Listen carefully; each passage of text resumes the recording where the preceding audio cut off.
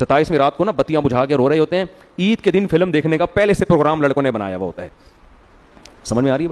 میں یہ نہیں کہہ رہا کہ لائٹیں بجھا کے روئیں نہیں, ایک کام اچھا ہو رہا ہے وہ تو کریں, شاید اسی رونے سے رونا کچھ دل نرم ہو جائے, لیکن جو اصل کام ہے عمل کو تو فوکس کرو بھائی. عمل کیا چل رہا ہے مارکیٹ میں؟ زیرو.